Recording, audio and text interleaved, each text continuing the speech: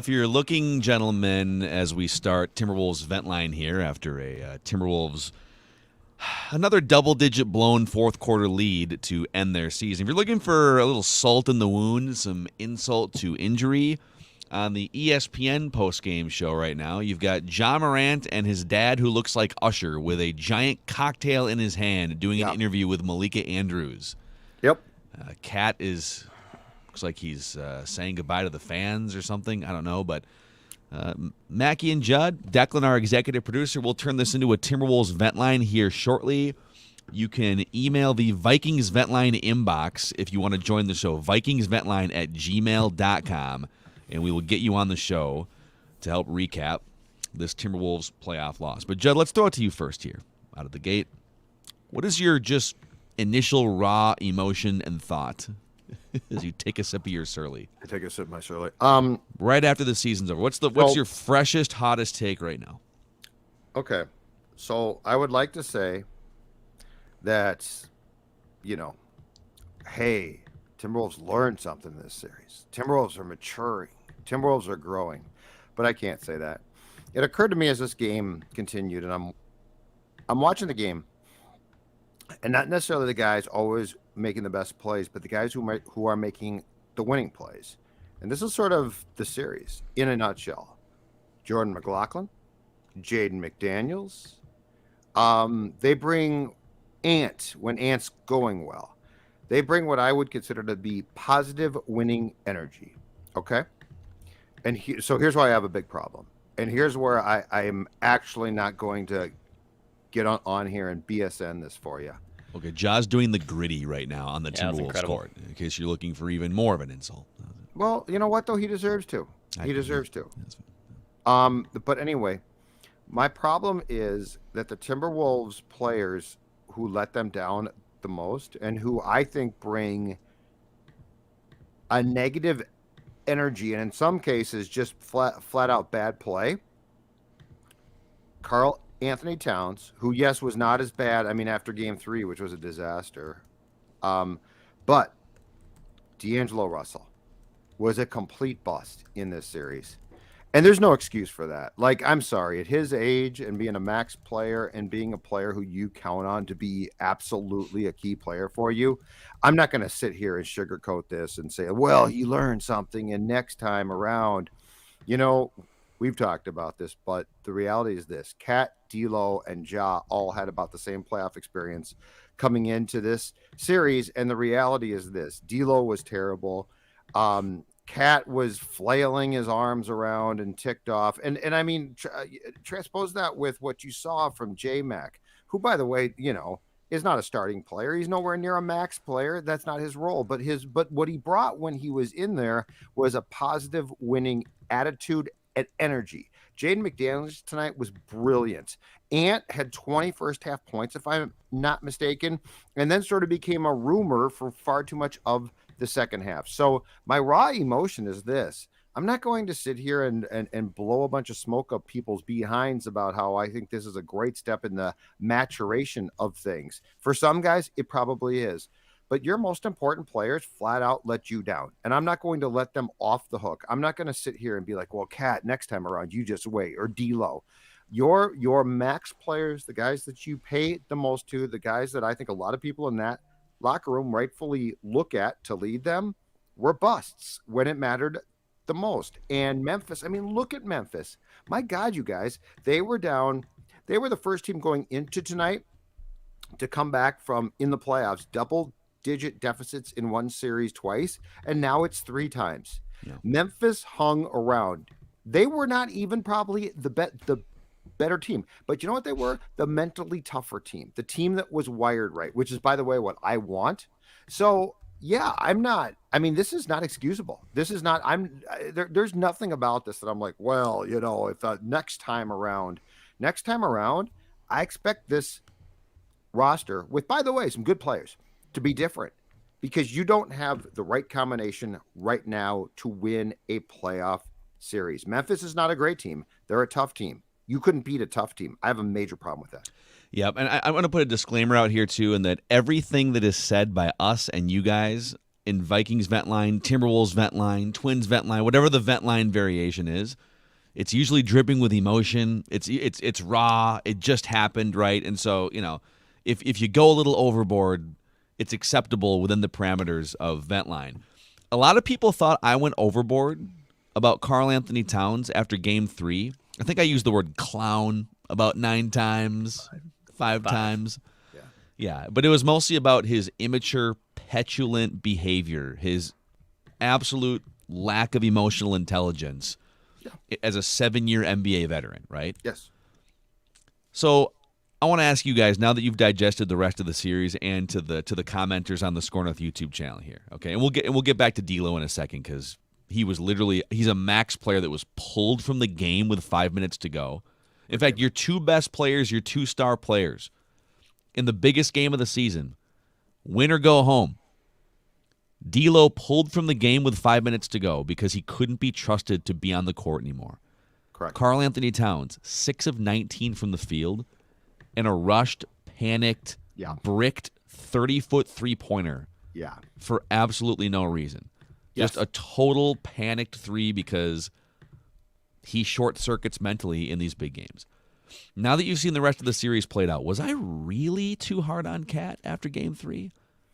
Was I? Well, I don't know. Here's the one thing I will say, and in the game that you talked about, you're probably not wrong. I don't know that he is a clown.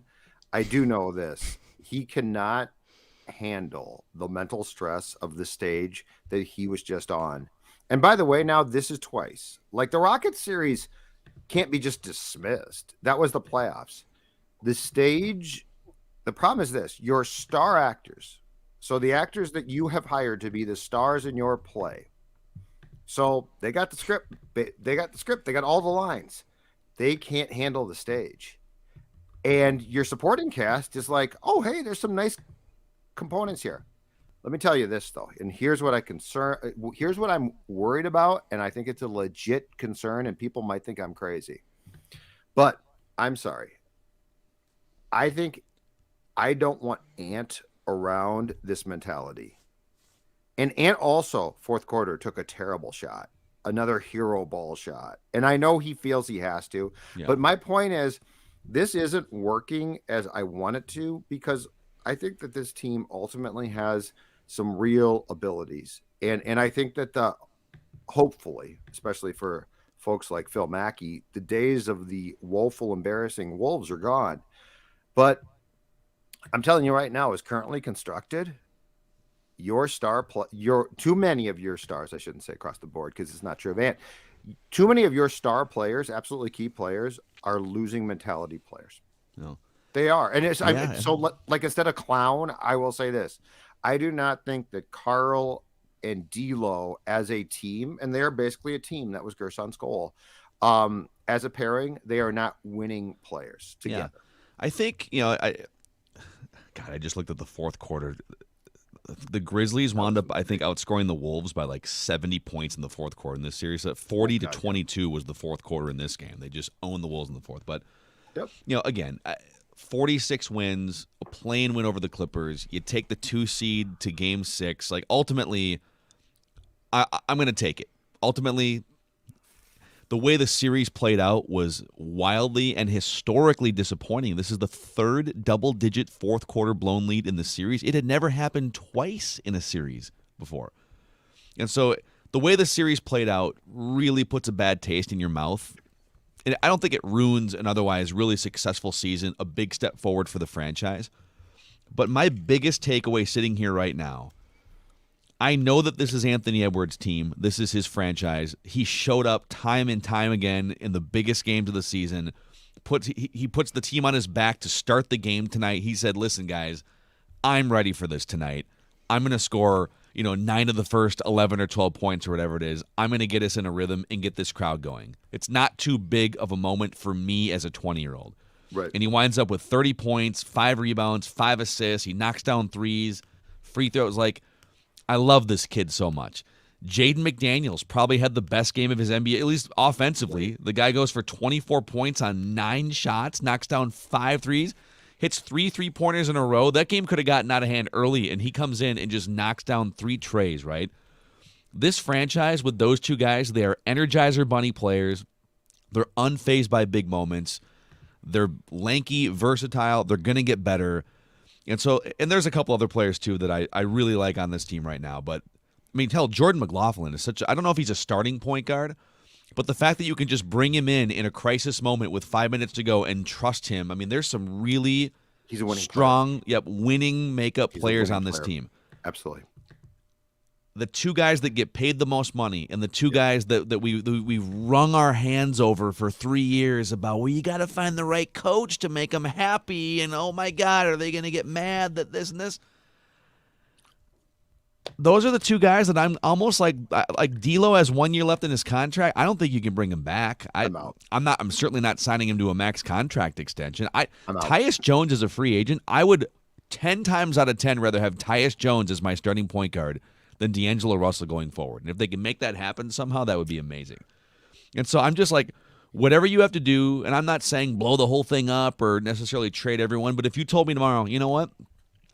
We got some creative ways to move Karl-Anthony Towns or D'Angelo Russell, not for nothing certainly, but for some assets and some things to build around Anthony Edwards, Jaden McDaniels, I would say, cool. I'm not devastated by that. Those two guys are the future of this franchise to me.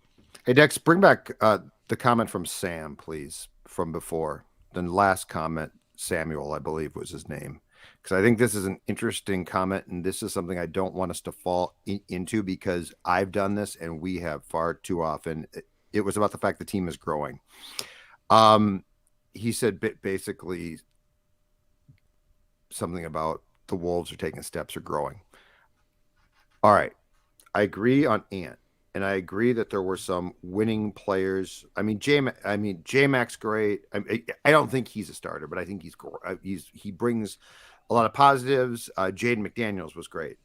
But here's the trap that we cannot fall into, because it will be the Vikings, and probably the most appropriate comparison is the Prezi Suter Wild all over again. And that's to think that with D'Lo and Cat, that this team is growing. It's not. This series was a cautionary tale. This team has some good components. I like the makeup. I like Chris Finch. In game, he needs to improve a bit, but he got worked a little bit in this series. He did. But you know what? I'm confident that he can learn, and I think he's a good coach, and I think he is very good with his players. But I'm telling you right now, because I used to say this when the Wild started to lose after, if this sounds familiar, it should, after not qualifying for the playoffs for a long time, right? They started to qualify for the playoffs, and it's like, okay, Suter and Parisi, they're on the right track. But there were these little things, locker room things, and I tried to at first dismiss them. That's going to be fine. That's going to fix itself. Well, clearly didn't, and they fell into a pattern of first round and out. Oh, second round, now out. So what I would say is this. I think when it comes to Cat and D'Lo especially, and I don't know if they both have to go. That might be too strong. But the reality is this. They are who they are, and this series ain't changing it. I have no faith after this. After D'Lo's disappearing act, I mean, that was a Vegas Houdini act right there. Dude, he shot 33% in the series. But do you think, Phil, like, oh, come on, Judd, calm down. Next time he gets this chance, he'll be... No. Okay, see, that's no. I don't think it's a no. Listen, like, look how level-headed I am. Not raging mad. This isn't Game 3 for old Macadac here. Okay, I am very level-headed, clear-headed here. Okay. Yeah. You said it's an overreaction to say that both should be gone, and I agree with that. I don't think now is the time to. But I don't think it's an overreaction to say that you can't bring both back. Mm-hmm. I don't think. And now some people are going to say, well, that's an overreaction because these guys are taking their lumps and they're learning. Anthony Edwards is learning. He's 20. Jaden McDaniels is learning. What is he, 20, 21? Yeah. When you're 26 and you've been in the league for 7 years and you've been in the playoffs a couple of times and you look the way that those guys looked now, Cat had a couple monster games in this series, so more credit to him for bouncing back in certain situations. He played better tonight than D'Lo did, but he also shot 6 of 19 had a spastic, flagrant foul in a key situation and jacked a ridiculous, like zero composure in key situations. Mm-hmm. So there's some really hard decisions you have to make that are independent of, oh, it's a learning experience. Can you learn to keep your composure after 7 years when you act like that and you have the emotional intelligence of an ant? Not like Anthony Edwards, but like an insect ant was the line I was going for there. Yeah. And so again, I'm not saying you got to shove those guys out the door for nothing, but what I am saying is I am building this franchise around the tough-minded, great, athletic, explosive players that I saw dominating that game tonight. And if it means that I need to move D'Lo out of here as an expiring contract somewhere else to clear room and bring someone else in to run when D'Lo is hogging the ball and taking fadeaway contested shots with 15 seconds left a couple games ago, like that's not helping Ant development. And tonight he's throwing it away. Like tonight he disappeared for an entire series. And dude, you expect to get paid and do that? Yeah. And I think it was this series to me too was a gift, because if you're the Wolves, if you had played Golden State, right? And let's say you lose in 5 or something. You're like, okay, it's Golden State. We're not there yet. Totally get that.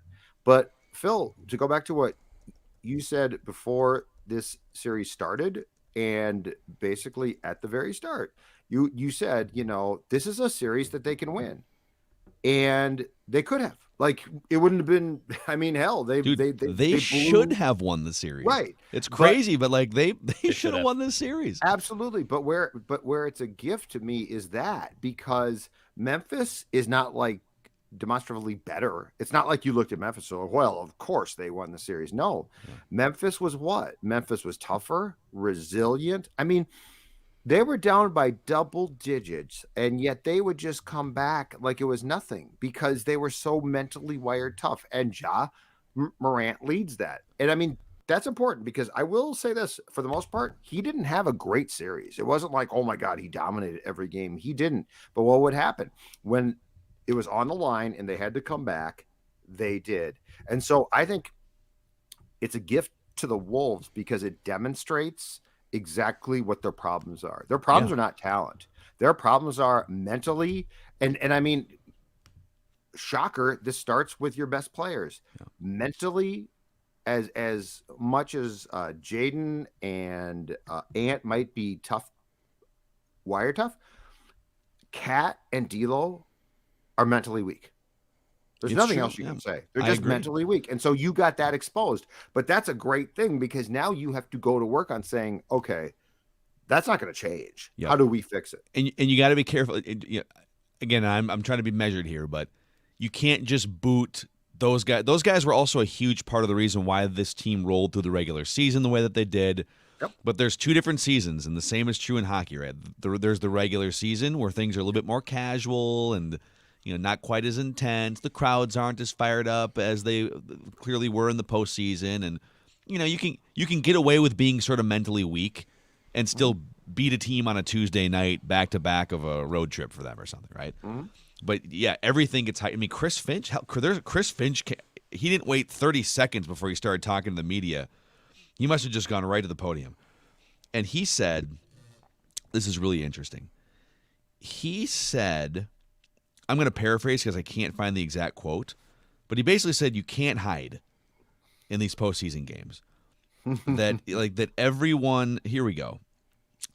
The great thing about this, it's all about exposure. Everybody gets exposed. End quote. Chris Finch. Yes. Players have no, and Jace Frederick is paraphrasing sort of the rest of this from the Pioneer Press. Players have no way around seeing their warts after this series. Yep. They have a path to being a great team, but it will take far better habits. And so there are some things that they can change just internally with their own DNA. But you got to decide, what are the things that you can't change? What is D'Lo salvageable with 1 year left on his contract, year 6 or 7 in this league? I think he kind of is who he is. Yeah. Cat kind of is who he is personality-wise, but he's a unicorn-talented player. So I'm not just going to... I think one of the misperceptions after our Game 3 conversation was, you want to ship him out for nothing. Nobody said that. If they do decide to trade Karl-Anthony Towns, which I would not necessarily fight, they're not going to get nothing for him. You wouldn't trade him for nothing. That would be ridiculous. But if you thought that somebody else wants to give you a couple really good pieces, or you could fill out your roster in a different way around Anthony Edwards, maybe you increase the mental toughness of the team. All right, I'm open to conversations about how to build the next iteration of this to get better around Anthony Edwards. That's all I'm saying. I'm open for business if I'm the Timberwolves. On the cat topic, I totally get your point, and I have major concerns there, but he's such a unique, special player that I don't think I'm listening, but I don't want to trade him. After what I saw, I do not want to bring D'Lo back. I want him gone. Yeah. If nothing else, to, in a constructive way, potentially send a message to Cat. And I don't even know if that's going to work. It might not. But the fact is, like, literally a player who is when D'Lo's going well, he's a good player. I'm not going to say he's not, but you can find guys like him. He was a negative player.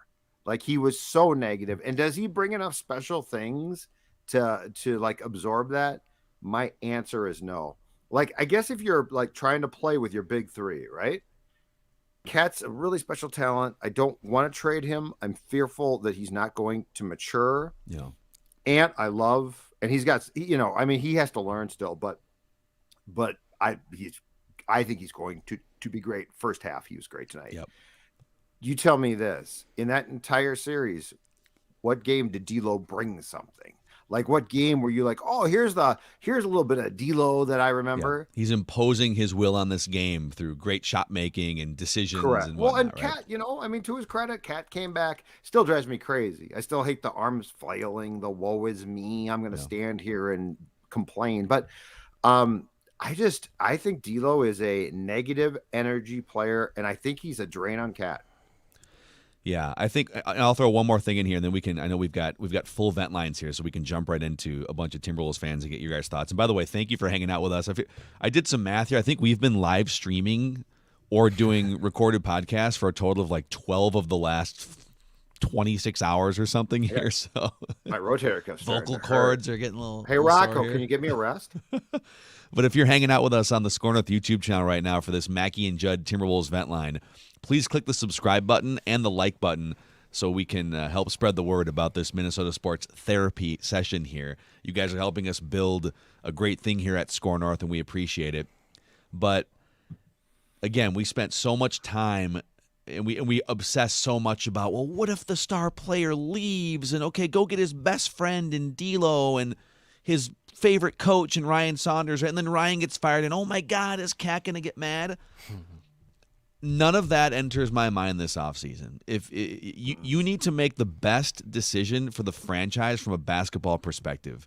Yes. And if that means shipping, listen, I think, Cat wound up being perfectly fine with Ryan Saunders getting let go, and it was the right thing to do. And then he built a great relationship with Chris Finch. So if you were concerned at all about, well, what happens if you get rid of D'Lo? Is Cat going to want to leave? I say, well, if that's the case, then whatever. Just figure it out. Trade him or figure it out. I don't care anymore. I want to make the best decision to build the best possible team to take the next step. And I agree with you. I don't think D'Lo, because he's got 1 year left. You're not going to sign him for another $30 million. So it's just kind of over. And that people are asking, well, who would want that contract? It's actually a really valuable 1 year expiring contract for a rebuilding team. Yeah. But you might have to attach a pick or something, so there's a conversation there. But I'm with you, man. Like, I don't care about feelings at this point. I just want them to take what they've built and get to the next level. And I don't think the next level includes D'Angelo Russell. The Memphis series was a stage on which everyone could thrive, and the most important people didn't. I mean, they did thrive for like 3 quarters in a lot of these games, well, and then they wilted when it mattered. Yeah. But I mean, that's the indictment. Yep. That's the problem. All right, let's go to the Timberwolves vent lines here. Declan, who's first out of the gate?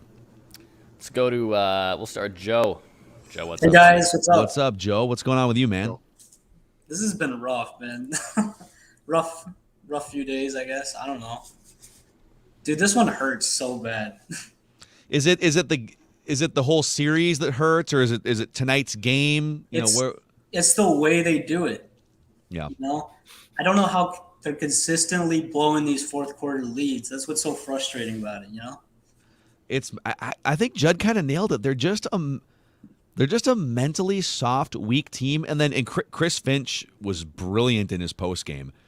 He said the bad decisions are baked into our DNA and we need to change our habits. Like they just default to these dumb shots and hero ball movement and finding open shooters is why they were the highest scoring team in the NBA. And then they just devolve into this totally different thing in the fourth quarter.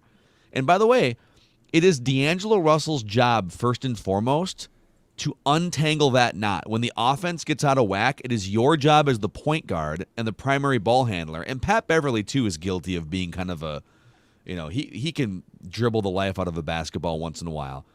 It's on you to make sure the offense gets moving around again when it becomes stagnant. And it's like D'Lo almost triples down on the stagnancy of the offense in those situations. So it's super frustrating to watch. Yeah, D'Lo will single-handedly tank possessions. He'll run it down to 5 seconds and then hand it to Cat. And what are you supposed to do at that point? You know? Yeah. But I mean, they had to lift him tonight in what was the most important game of their season. They had to take out a guy who's a max player. Think about that for a second. And you know what? That might have been if you're D'Lo too. Hopefully you understand and have some self-awareness why that move was made. But that's the type of thing that could probably cause a rift and ruffle some feathers and maybe have him wanting out too, which fine, cool, awesome. It's justified disrespect of D'Angelo Russell by Chris Finch tonight. Do you think it's just the players going rogue? Because Finch just talked about this stuff, you know? Yeah, I think they all want to win the game. Like they all want to be the hero is what it kind of looks like when you're watching them. And I don't think they go rogue. I think they literally freeze in the spotlight. Like to me, it's not hero ball in that guy's an a-hole sense. It is, oh my God, oh my God, what's gonna happen? Oh, I'll shoot. Like the shot that Phil talked about that Cat put up in the fourth quarter. What the hell was that? That was and Joe, thanks for leading us off here on Timberwolves Vent Line. Sorry, I Joe. think everyone feels your pain here. Hopefully we can help as the certified Timberwolves and Minnesota sports therapist. What was the shot? So I think he has these flashbacks to the games where he was getting criticized for not getting his shot off, or like the game where he had 4 shot attempts, right? And I think sometimes it's been really hard for him if he gets into a possession or gets the ball inside the 3-point line, they might come with an instant double team. I literally think he thought to himself, oh, I have the ball and I have an open look, even though it was from 30 feet with 5 seconds out the shot clock. So he's not thinking critically and strategically and calmly about what's the best thing in this possession for the offense right now. Yeah. He takes a freaking heat check 30-foot 3-pointer because he happened to be open and thinks, well, I have an open look. I need to shoot it right now. Is that the best look in that situation? No, but he's not thinking clearly because his mind is racing a million miles an hour. Who on this he can't team calm his mind. Who on this team, I can think of one or two maybe, has ice water in their veins? Well, Anthony Edwards does. He doesn't always make the shots, but to me, ice water in their veins is two-pronged. It's the willingness to just step up and rise above in a moment of crisis where your team needs you. But then it's the ability to actually make the shots too. And your neck's not doing this. Yeah, it's not fluttering out of your skin. Yeah. All right, who's next on Timberwolves Vent Line here? Let's go to Ryan. Ryan, what's up, dude? Hey guys. Thanks for having me on. Yeah, dude. Thanks for coming on. So just 2 points. One, just consistency, right? This whole series, when we get to that fourth quarter with 7:42, every fan's like, oh, God, here we go. So does it come down to coaching? Because we know, where's the changeup? Why not take a timeout instead of subbing D'Lo in at 7:42? Give Jordan some rest, get his ass back in there. Yeah. And then my second point is Jalen Noel. He is a tough-minded dude. Where was he this whole series? Throw him on Ja, dive for some loose balls, get the crowd into it. And that's an interesting one. Yeah, I've been thinking about that too, Ryan. Jalen Noel, I think in some limited doses, has been a great player for the Wolves off the bench. And, this is probably an overreaction, but if you could re-rack this series knowing how bad D'Angelo Russell was, and you could just get rid of his minutes. I mean, he was that bad in this series. Yeah. Literally shot like 32% from the field. He scored 12 or fewer points in 5 of the 6 games, and he's not a good defensive player. Mm-hmm. If you were to swap out all of D'Lo's minutes and give all those minutes to Jalen Noel and Jordan McLaughlin, where would this series be? Would it be going to a Game 7? Would the Wolves have clinched it? I certainly don't think they'd be in worse shape in the series. Here's the interesting thing about that point, and both of your points could be sort of explained through this statement. Chris Finch, in some ways, and look, he made mistakes too, so I'm not absolving him by any means. But Chris Finch, in some ways, exposed the flaws by what he did. Because by not calling timeouts, which I think was ultimately a mistake, that was basically a deferring to players of Cat, D'Lo, figure it out. And of course they didn't. And by not substituting more, because was it Game 3 where J-Mac didn't play and Finch said after Game 4 I should have played him, but it was almost like it was almost in some ways like he was intent on exposing his quote unquote star players by saying, hey, floor is yours, guys. And tonight he finally, patience with D'Lo at least, ran out, right? Mm-hmm. And he's like, I got to yank you, dude. But the interesting thing is the Wolves have to take this to heart, and Finch, by exposing those players, I think gets us to the point of no return, at least with D'Lo, of this guy is a losing playoff player. And I'm not convinced that, the experience of this Memphis series is going to bring him back next year and it'll be incredibly different. I think I think Finch, on purpose or not, probably not, exposed things that are paramount to change now. One more thought here, too, on D'Angelo Russell. So this was his 11th career playoff game. And I don't know how many games you need. And by the way, he averages like 32 minutes a game. So this isn't a super small sample size anymore.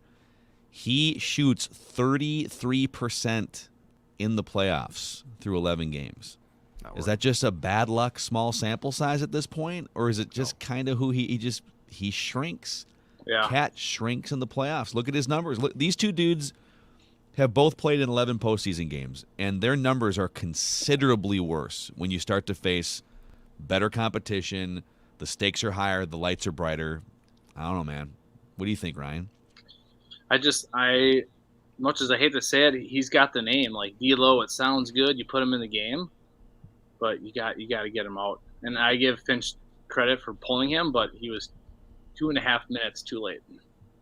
That 7:42 mark when he subbed in D'Lo for Jaden, and D'Lo had a turnover his first possession. Yes, that's when the swing happened. I was like, just call a timeout. Give Jordan rest. His adrenaline's going. He'll be ready for Sunday. But yeah. Thanks, guys. I appreciate it. Ryan, thanks for coming on, Thanks, dude. Ryan. Appreciate it. Zach Attack chimes in here and says, Phil Mackey looks like he ate a whole Domino's pizza. Damn. I could go for one right now. Did you? I'm not going to lie. I'm pretty hungry.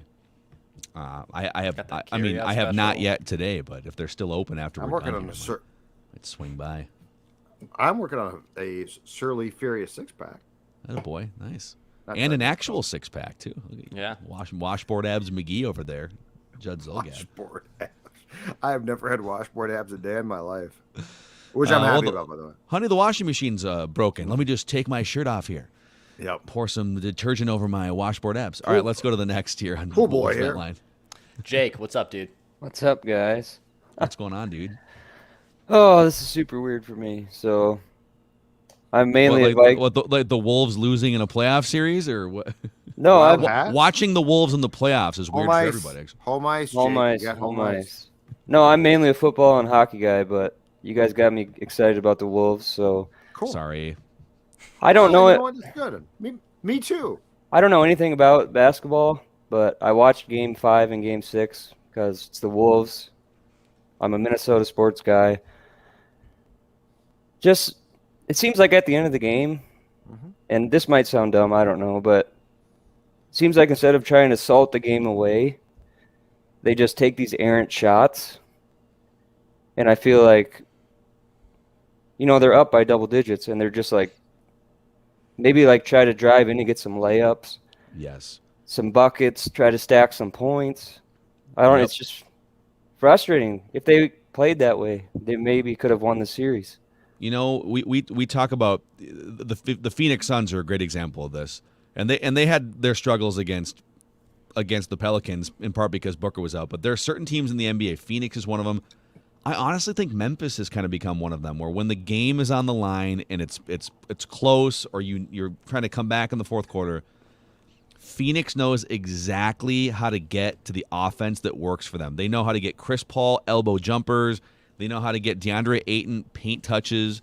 They know how to get Booker open looks. Like, they know exactly who they are in the moments of crisis. Right. In Memphis, I wouldn't put Memphis on the Phoenix level, but Memphis knows, all right, when we're down by 10 in the fourth quarter, or when we need a bucket to go up, it's going to be Ja Morant gets by the defender at the top of the key, gets into the paint, either gets to the free throw line, gets a layup, or kicks the ball out, and the ball movement swings around to a wide open Desmond Bane or Tyus Jones.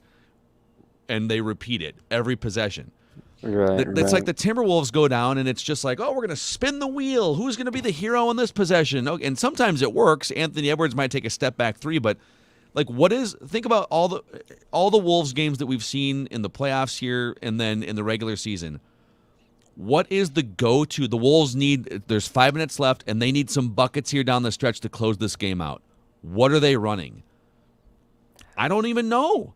They don't even know. Cat came in and just took like almost a half-court shot just immediately. It's like, Yes. and I played 1 year of basketball in middle school, and I airballed a layup, so I don't know.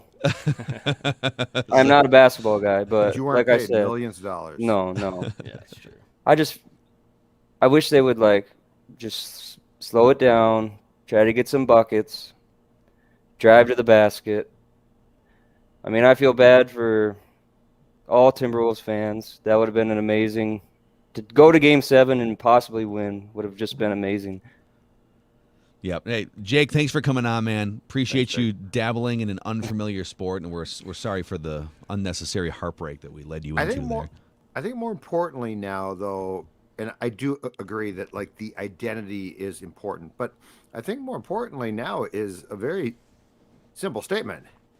If your big three is Cat, Ant, and D'Lo, you can't count on 2/3 of your big three. Like, that's the problem. Because, like, the Grizzlies come down the floor, and yes, it goes to Bane. I mean, he's incredible. Tyus has turned into a sharp shooter. That's great, too. But the thing is, the Wolves should be like, of course, you give it to D'Lo. You give it to Cat. They knock the shot down. So beyond, like, the identity of the offensive scheme, you can't even count on 2/3 of your big three. Like, imagine going back to 2003 or 4 if you had said, well, yeah, problem is, fourth quarter, KG can't hit the shots. Forget what the shot is. Forget what the identity of the offensive scheme is. If you flat out said you can't count on your star, you're screwed. That's it. Yeah. No. End of series. Yeah. I just they don't know who they are in the last 5 minutes. They don't. The fact that Cat even thought to take that shot is and it's a coaching thing too, because at some point, Chris Finch's message is clearly not getting through to them in these moments. Right. But what other organized, actual contending team would greenlight and take that shot from 30 feet? That's a Steph Curry shot, maybe. But even Curry in those moments, God, he's usually trying to, all right, let's dribble around, or let's get some ball movement first and then maybe take the shot. But he's like the one player that you would say, if you want to pull up from 30 feet with a minute to go, just do it. Right. Cat, I know you won the 3-point contest, man, but that's not the offense to be running in that moment, especially in a game in which you are 6 of 19 from the field. And purposeful or not, my point is this. Finch exposed at least 2/3 of that big three. And he could have called timeouts more, probably should have. He didn't, because clearly he trusted them. They couldn't do it. And the reality is this. We now have seen, and this becomes the question now. Is Sachin Gupta brought back and promoted to make the changes? We're talking about at least two decisions that are enormous, and one move, in my opinion, because D'Lo can't come back. That's going to be a move that's going to have to take some nuance to it. So, like, who makes that move now? Yeah. Is it Gupta? Do they go out and get a new GM? Do they go out and get a new Pobo? So, like, there's some incredibly important decisions that will basically hinge on this franchise now again going forward. Because if you don't do this right and you just keep going back to the well and be like, oh, we're going to bring them back, I'm telling you right now, first round 2023, I think you make it, but I don't think it's different. Yeah. Kat, by the way, just said, if I'm being totally honest, I thank the Grizzlies for making us a better team. So, all right, I guess they're. Back on board. I mean, it is a good learning experience, so I will give him that. Yeah, a good experience to learn from the fact that your buddy has to go, and you're on. Look, Karl-Anthony Towns is a unicorn. He's a special player.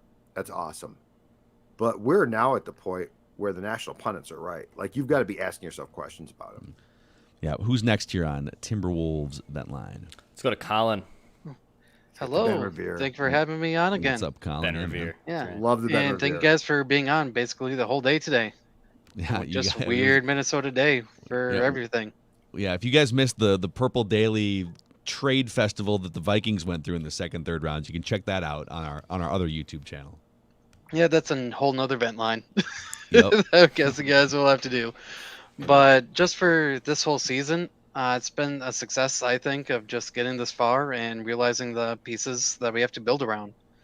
And I just wish D'Lo was more of a Rubio type of player that wasn't all about him and just kept on passing. But I just wish Finch would just realize what he's had in our bench with Jalen Noel, and we finally saw Greg Monroe and what he could do, and it looks like he brought energy into the game because there was lots of good sequences when they were running the ball through Ant and everybody else, but those two star players.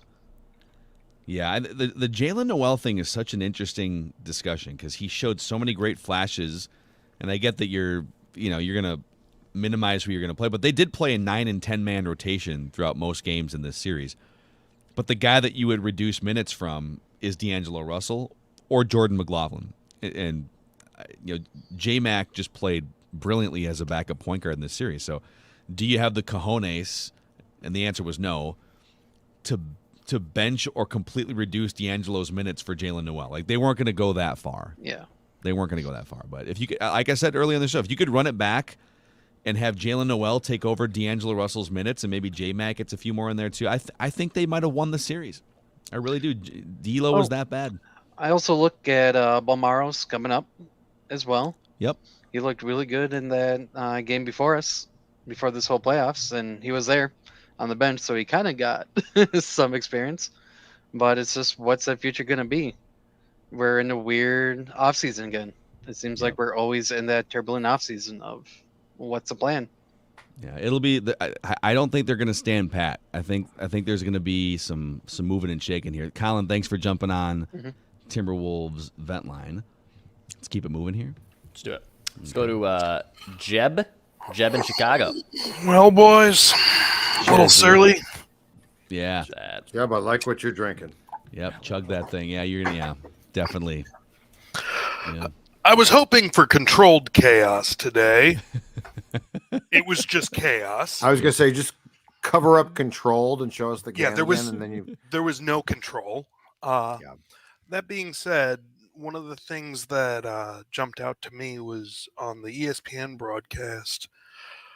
I think it was Mark Jackson was talking about the fact that Cat's best season came when he was playing with Jimmy, when he was the second fiddle.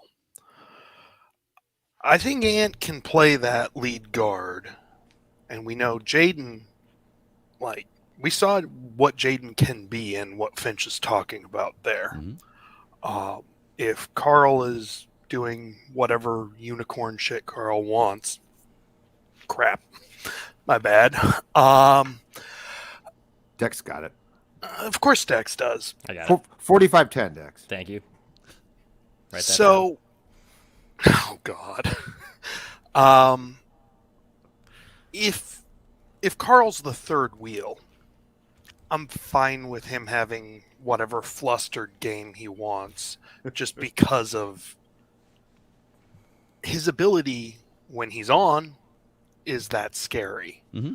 And from what we can get on the wing with Ant and Jaden, I'm fine moving forward with D'Lo gone and other moving pieces. Yeah, it needs to be made very clear through the organizational structure and through personnel that Anthony Edwards is the driving force of this team going into year 3. I think you need a more unselfish and more self-aware point guard than D'Angelo Russell. I mean, Tyus Jones would be amazing. He's going to make a lot of money, I think, this offseason. I don't know how they're going to make that work, but if I like your idea, if Cat can be very, very clearly the 2 or the 3, and that's from every standpoint, the emotional leadership, the touches, the shots, everything, then I think you've got a pecking order that makes a little bit more sense here. Yeah. And the other thing I've got, Jake, for a football and hockey guy, you have basketball figured out. Take it to the hole. It's not that hard. Yeah. Yep. Jeb, thanks for joining us. Appreciate it. Cheers, fellas. Supporting the brand. Thanks for jumping in here. Let's keep it rolling here. Timberwolves Vent Line with Mackie and Judd. Jay, my man. Declan, my guy. What's going on, man? Not much, dude. How are you? I've been better. Yeah. Let's just say, hey, great job last night, boys. The Surly, that was awesome. Thank you, man. Were you out there? I wasn't. I was working. Coincidentally enough, I worked downtown at the W. Your boy A-Rod came in with his girlfriend. A-Rod, yeah. I could go in on D'Lo, and I want to so bad. Go ahead, dude. This is Timberwolves Vent Line, man. Nothing stopping you. Let's hear it. Guys, it's been a long season, and we did what we sought out to do, right? We doubled our wins.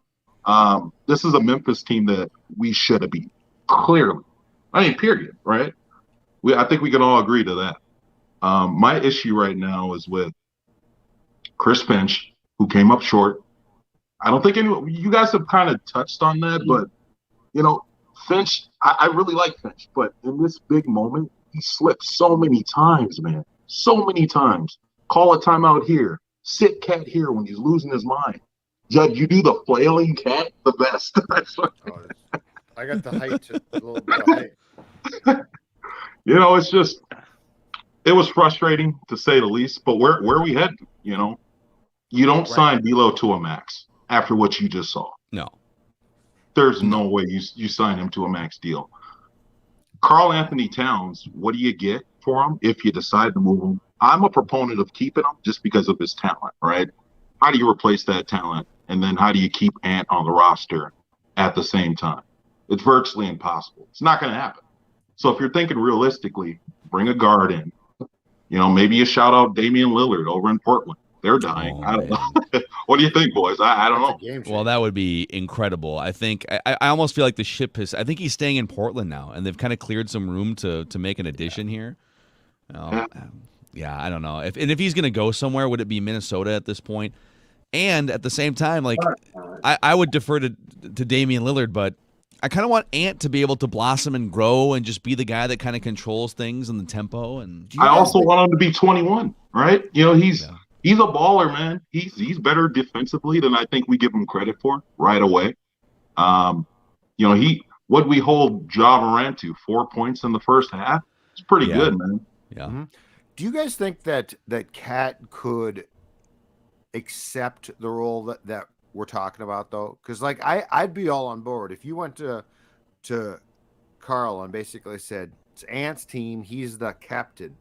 You're going to be a 2 or 3. You're going to be very important. Your skill set is unbelievable. It is, but you just mentally don't have the it that Ant does, which is the ideal. Like that would be the ideal to slot then, as we just talked about, Karl into the 2 or 3. My question is this: as a human in a sport played by humans, can he accept that? Because that's how do you get through to a guy like that, Judd? That's what I'm saying. That's my question. You're game 6 in the playoffs. Your knees deep in. You see this 20-year-old kid from Georgia out of nowhere balling, right? and you're flailing and just going crazy over officials still. Pat Bev couldn't do it. Jimmy Butler couldn't do it. Yeah. The reality at this point is we need to stop pretending like there's all these new levels and things to learn for a guy that's 26 years old and been in the league for 7 years. Right. Karl-Anthony Towns is pretty close to a finished NBA product, and you're just kind of hoping at this point that you can accept who he is and deal with his flaws and see if he can stay in his peak unicorn, skill set prime for the next 5 years if you decide to sign him to another contract extension. But this whole idea of, well, maybe he can learn and become more mature, it's like I'm not banking on that at this point. Phil, let me ask you real quick before you guys let me go.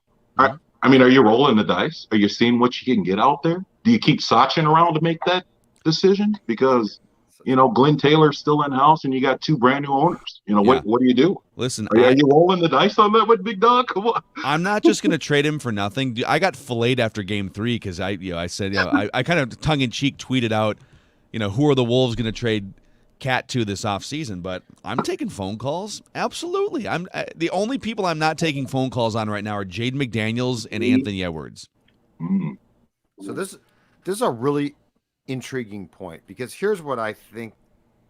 I don't think Glenn will go for this, but to what you just said, I do believe that, because we all want the Wolves to be good, and I don't think they're that far from being good. I think we should stop saying, oh my God, they did more than we expected, and be like, no, this team is far more competent than we thought. I would love for somehow Laurie and A-Rod and Glenn to get together and say, let's begin this subtle transition period now and start to make decisions. Because I don't want Glenn's people. I don't want the whole Glenn thing, right? It permeates everything. It's a loser mentality. I think Laurie, just as a starting point, has a really good idea of what he wants. Does Gupta stay? Because, the Cat decision's enormous. Do it right, and it's huge. Do it wrong, and we're back to the Wolves being the Wolves. So I would really like to see a transitionary period just behind the scenes of, here's what we think should happen here. Because the coming months are incredibly important. And we're talking about the importance between a really competitive team, a new arena eventually, and a new era, or just reverting back to Glenn's Wolves potentially, which is a disaster. So I think that this is an incredibly interesting conversation based on the fact that this can be a basketball town. We saw it again if it's done right. Wolves purgatory. But I want out. This was fun.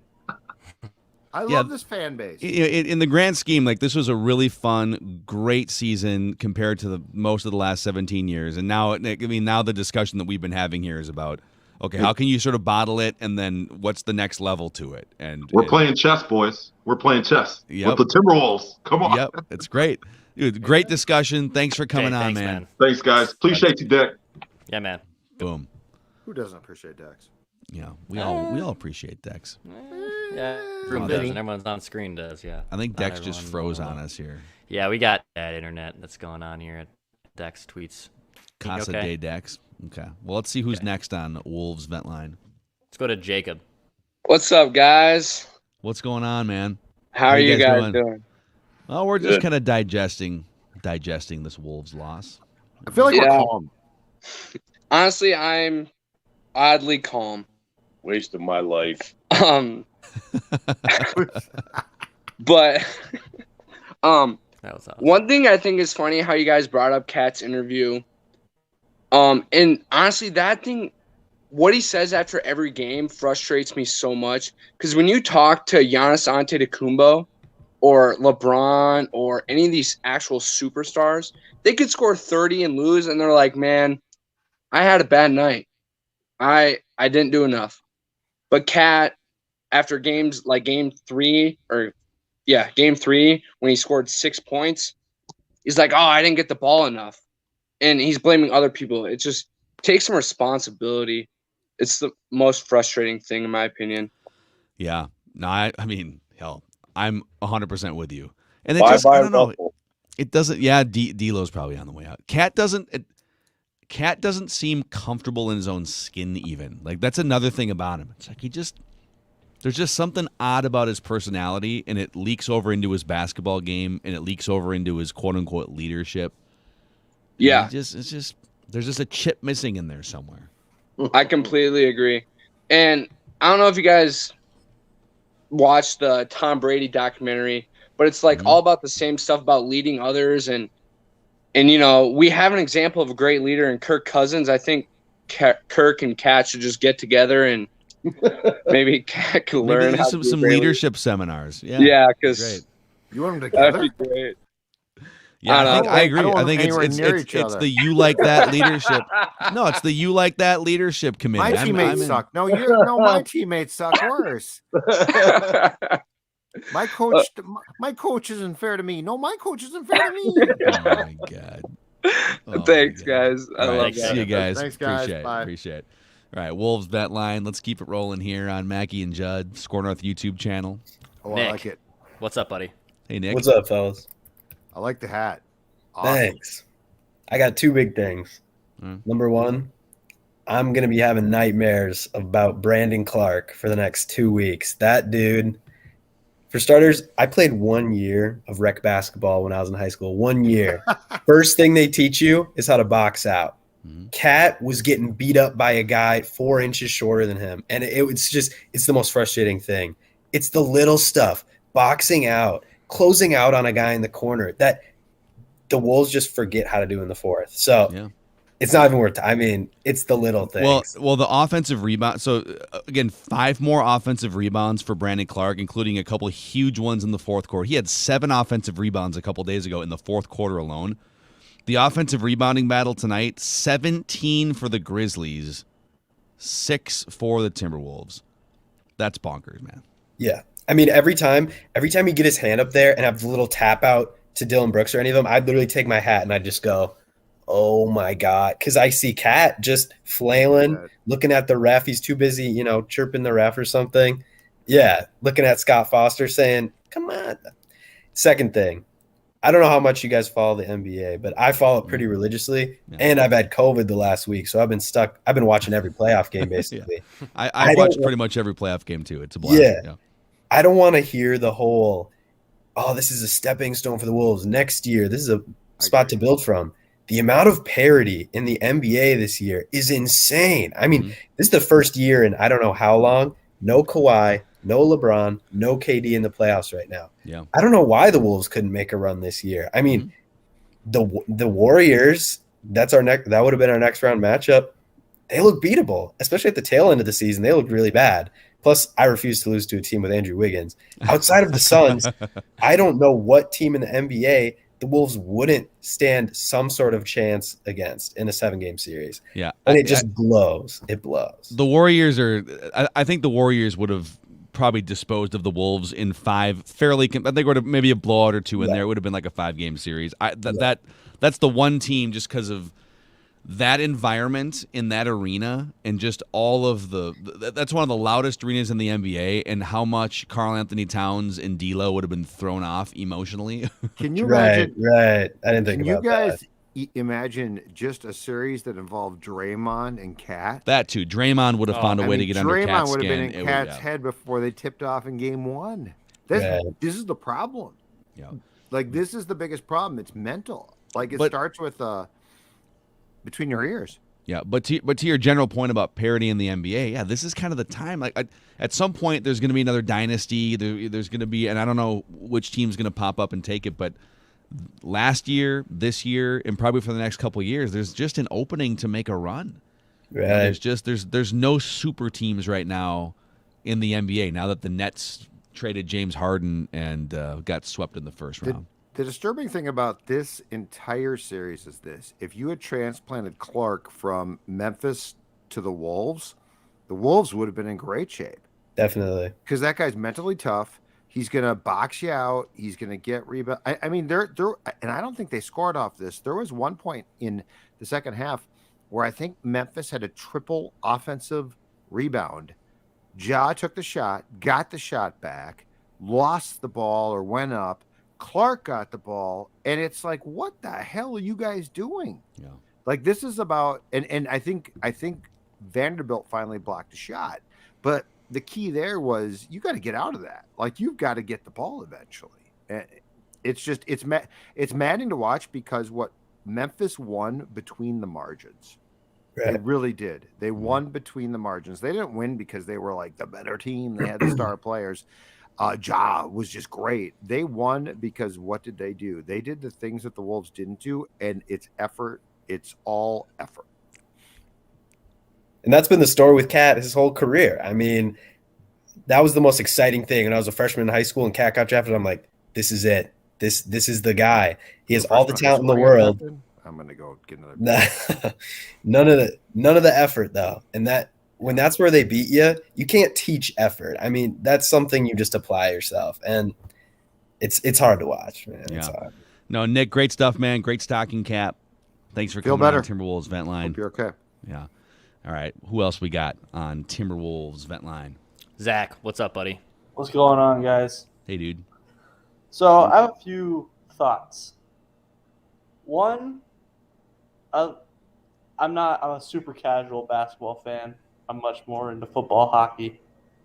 Wild, home ice advantage, let's go. Mm-hmm. LFG. LFG. But I'm just so tired of Cat's baggage. Let's put it that way. Yeah. Mm-hmm. I'm just so. I honestly, this might be just emotions, but I got a little bit of reckless speculation going on. Oh, okay. Okay. Trade D'Lo and Cat to Portland for Damian Lillard and a first-round pick. Oh, man. I wish I had the sounder here. I mean, I think Portland's trying to build around Dame still, and Dame has not demanded a trade. That's the only thing. I think Damian Lillard is one of probably the three most clutch ice and veins players in the league. Mm-hmm. And absolutely. I think if you put him as like a mentor to Ant, just imagine those two as your backcourt. Yeah, listen, I'm in all day on this, but until the Blazers officially decide to explore that market, and it has to come from Dame, because the Blazers aren't going to trade Dame, and Dame has not, for some reason, Dame has not demanded a trade from what's become kind of a dumpster fire franchise. He loves Portland. What have you offered up a package that involved Cat though? To his point. I mean, Karl-Anthony Towns is a seductive player. But not if you're going to trade Damian Lillard. If you're going to trade Damian Lillard, you want draft picks. You want, unless you think you're going to build around Cat for the next 3 years in Portland. Just saying, all it takes is one team to think. I think. Listen, I'm all about the reckless speculation lifestyle, but I don't want you guys to get hung up on. I don't think Dame's going to be a Timberwolf, is what I'm saying. And I love me some reckless speculation. I give this like a 10%, not even like a 1% chance. I feel like Phil is cutting off an opportunity here to really go down the path. I think that's talent, and I don't think the Portland is run well. They definitely aren't. I've heard behind the scenes, because I asked about this too with Dame when I was at the trade deadline, because they moved McCollum, and they're doing everything they can to reshape that organization and build it still around Dame, and Dame's not going anywhere. That's inciting. I have an inside source. Are you reporting this right now? Yeah, I am.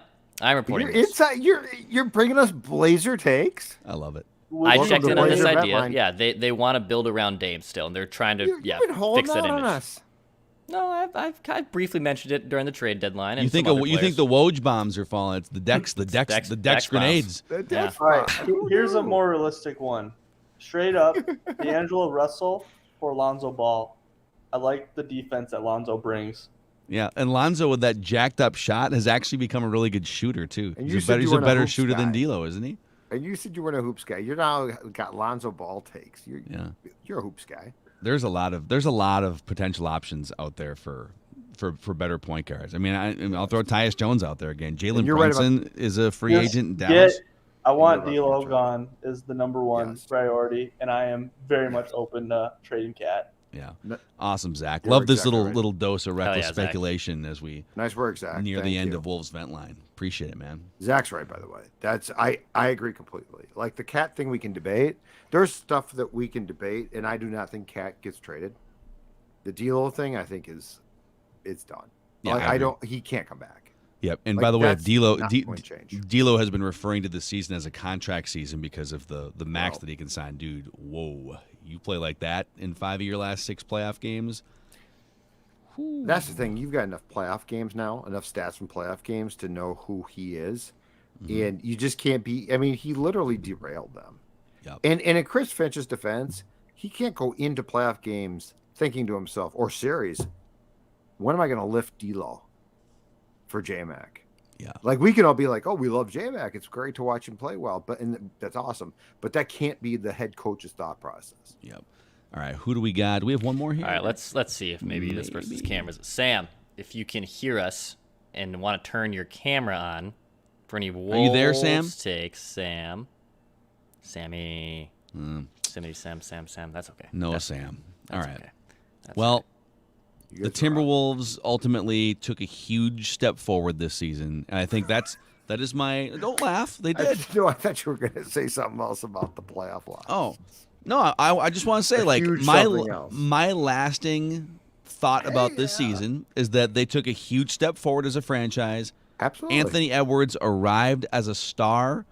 He got recognition from his peers and national talking heads. Amen. And now the conversation, which will be a very fun conversation this summer, is about how can they build off of it? Who belongs as a part of this next iteration of the Timberwolves? Who goes, right? It's going to be fun to talk about. And now the Wild take center stage, as Jacob says here in the Home YouTube comment section. ice. Home ice, Clinched baby. tonight. Marcus Foligno injured. I'm very concerned. I did not hear the post-game press conference from Dino. I've heard it's going to be a late game for Monday, Judd. They haven't Oh. released it yet, but I've also heard through sources that it's going to be a Declan's late game on reporting Monday. I two love things how here in the last 5 minutes. I love how Crazy. Declan is like a sleuth now, and he knows all this stuff. That Hey, he does I don't just throw It'll be stuff an against the 8:30 wall. game. It's going to be an 8:30 game because the National Hockey League treats us like the West Coast. So for Yeah. Phil, it'll be 6:30. He'll be like, "This is Yeah, great. this The will be game's great. just starting 6:30, dinner time," and you and I will be. But anyway, and we will do a Judd's hockey show soon because there are certain things we need to discuss about this series. But you get the Blues at home, which means expectations are very high. High expectations. High expectations. And let me tell you, don't let Sports Dad down, because when you let Sports Dad down, you wouldn't like Sports Dad when he's mad. No. Very Incredible Hulk like. All work, no play makes sports dad a dull boy. That's right. I've been working a lot today, by the way. Yeah, I think we're all getting a little slap happy here. I got a file for OT. Yeah, good luck getting that one I'll- approved. I'll send you that. I'll send Yeah. you my OT file. Yeah. Denied. Denied. Yeah. Denied. All right. That's a wrap for us here. I don't know. We just did like 14 hours of streaming and podcasting over the last 30 hours. We should probably go take a nap and finish our Surleys and get on with the damn thing. But yeah, wild postseason run. You'll find plenty more event lines and Judd's hockey shows and maybe the Hockey Whisperer making Hockey some Whisperer appearances. will be making appearances, no question about it. I'm Yep, Mackie Judd. and you can find full recaps of the Vikings' first 3 rounds of picks on the Purple Daily podcast feed and YouTube channel. But thank you guys for hanging out with us and for being a part of these Timberwolves Vent Line sessions during the playoffs. Mackie, Judd, Declan, we'll see you guys.